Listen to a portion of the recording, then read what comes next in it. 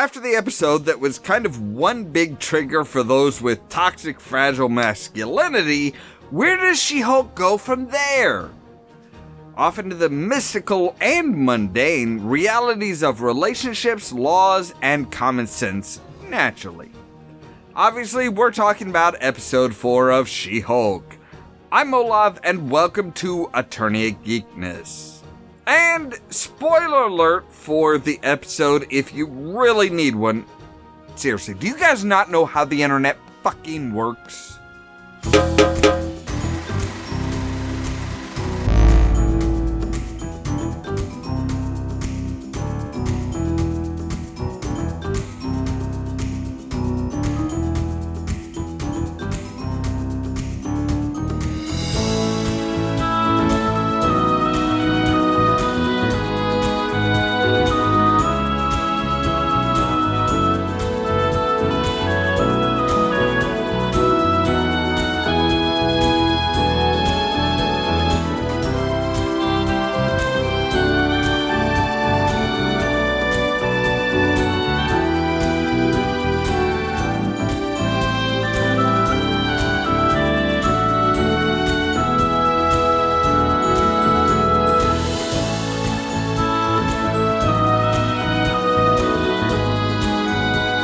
Episode feels like She-Hulk is shaving down the previously on section.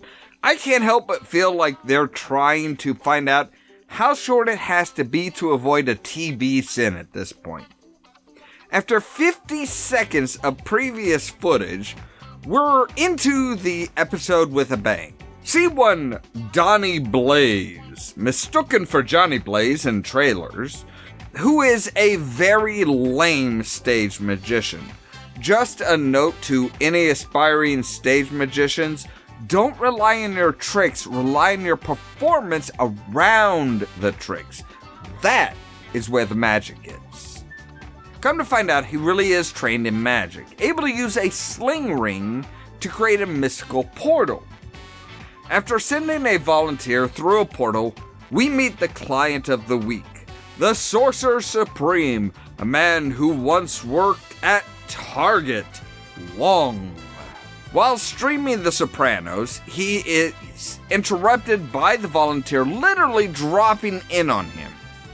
After spoiling the episode Wong is about to watch, Wong has had enough and is ready to sue. And before we go further, can we just admit that Wong streaming The Sopranos in Comertage is amazing?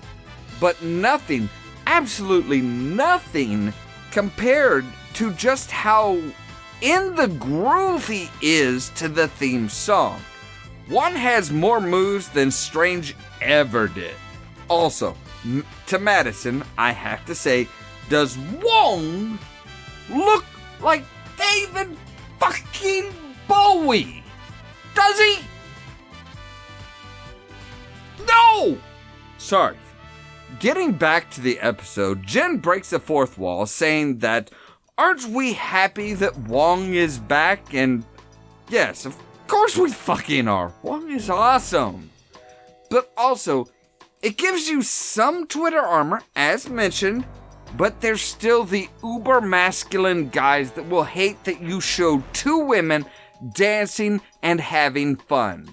We can't have women having fun. That's why we had the Prime Minister of Finland have to take a drug test.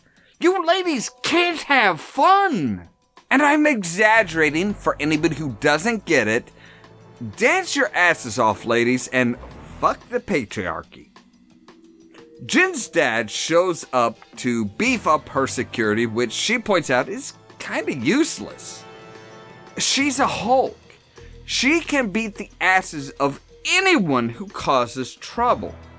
She does throw her dad a bone by saying that he can then use the shovel, at which point he leaves the shovel at her apartment, presumably to bury any bodies that she needs.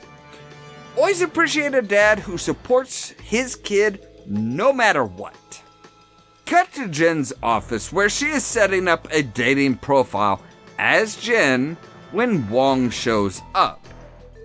He is not comfortable with people recognizing his sarcastic quotes, which I think is why so many people love him. He just represents a lot of us without saying he's not good at communicating with normal people.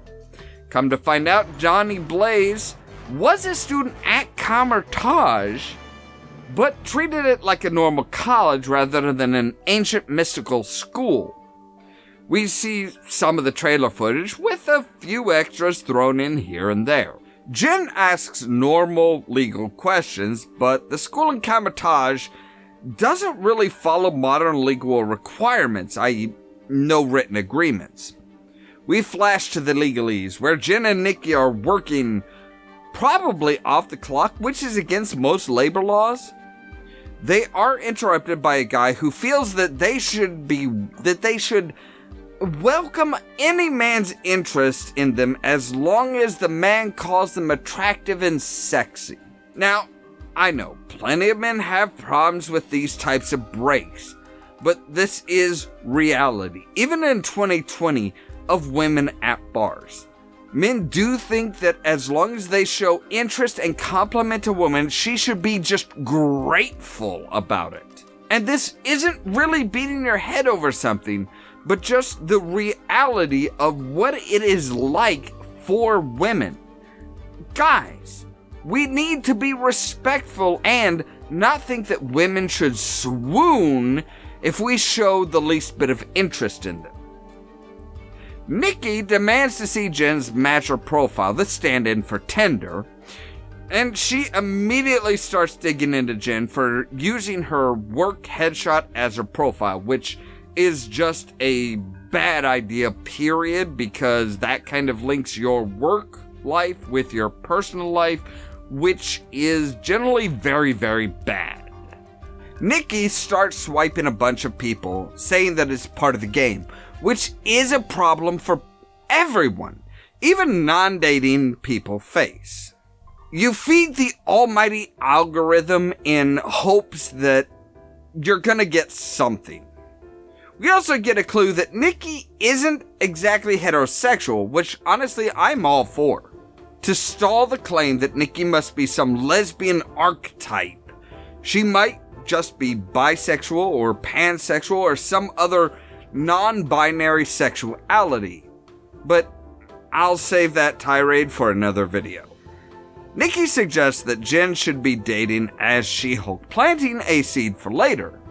Jen and Wong go to the manager for Donnie Blaze, serving them with a cease and desist order. They clearly don't understand the legal system, as pointed out with the "you can't own" art, which is just not true. Freakily enough, I had a back and forth about this just like the day before this episode dropped. The old man is pointed out as the hype man for Blaze, which to me feels like he might be the Big M in disguise. Now, the Big M being Mephisto, for anyone not aware of Voss's descent into insanity over at New Rockstars. Eventually, it boils down to a court case. But before leaving, Wong shows Blaze where his ball winds up, which is in Wong's mouth. Is that really the flex that Wong thinks it is? Jen, getting a match on Matcher, goes to it with a guy who is distracted, checks out random women walking by, and doesn't listen to what she says, even when she says she has superpowers. After what is suggested as a battle of the bill, he just pulls out his keys, walks off, and says she's a 6. Maybe. Like, seriously. Jen is easily an 8. She is smart. She has a career. She is fucking awesome, even just as Jen Walters. There is no argument. You will never change my mind. If you don't agree, there's the door. Cut to the court, where Jen and Wong are trying to prove that Blaze's show is dangerous. Wong brings in Madison as a witness, but it's not as effective as he hopes. She was drunk, is currently drunk, and says it was scary, then fun, then scary, then a fun kind of scary, which doesn't really help their case.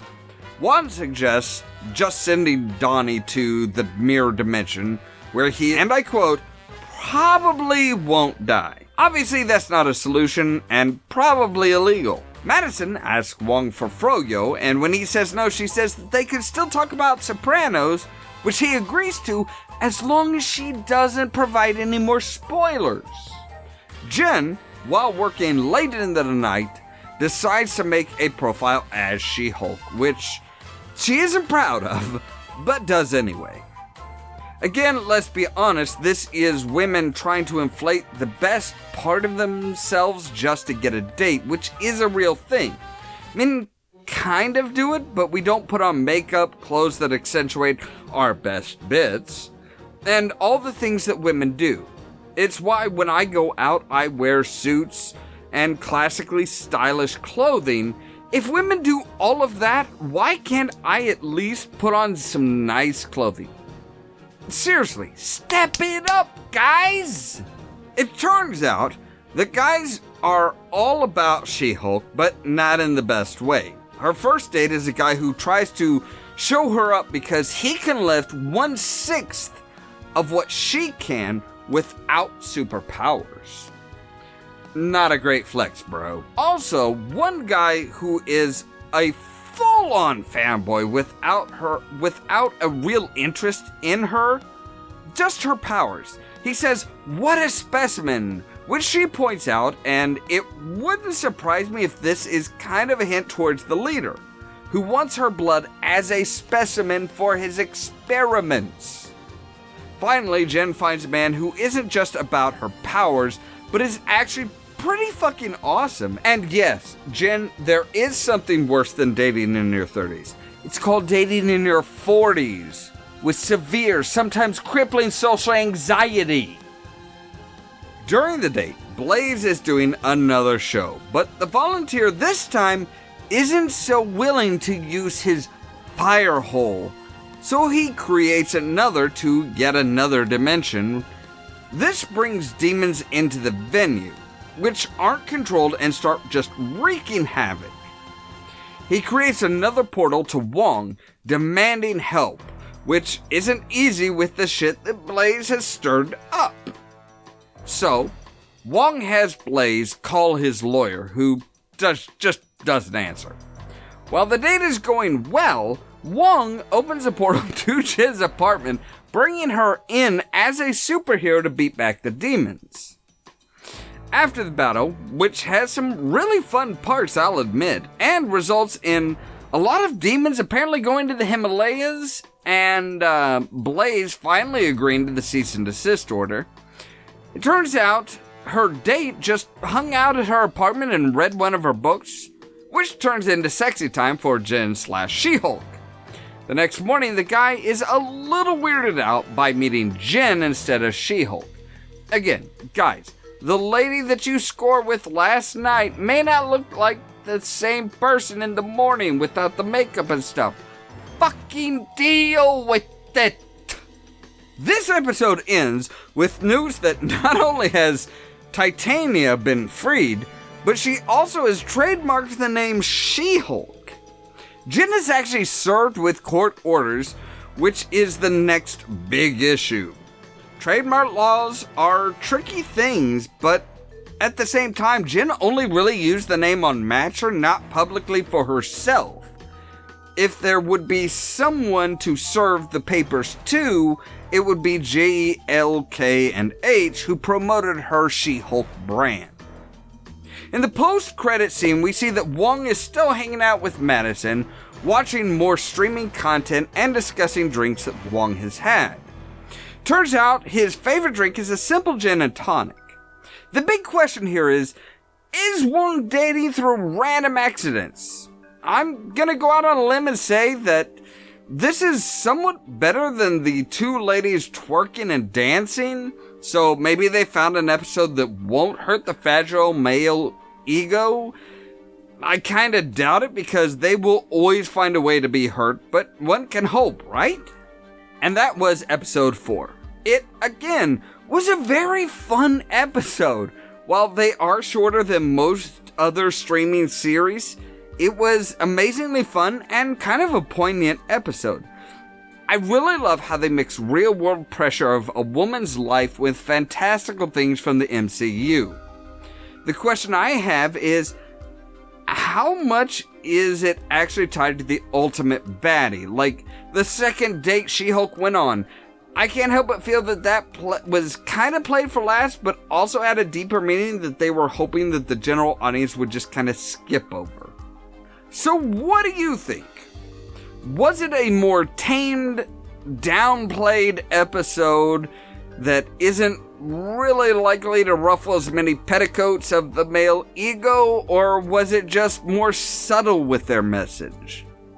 Do you think we saw things that are going to haunt Jen and the Hulk family in the future, or was it just a super fun episode without a whole lot of consequences? I'd love to hear your verdict on the episode, so please leave a comment down below. And while you're down there, give a thought to prodding the subscribe button if you'd like to see more videos like this in the future. As always, thank you very much for watching, and don't forget to stay tuned for more from Ollamh Productions. Video adjourned. Hey, thanks for watching to the end. If you like our videos, you can help the channel grow by giving it a like and sharing it for others to enjoy. If you want to help the channel out even more, you can find our Patreon link right down there. And of course, other videos here to enjoy yourself.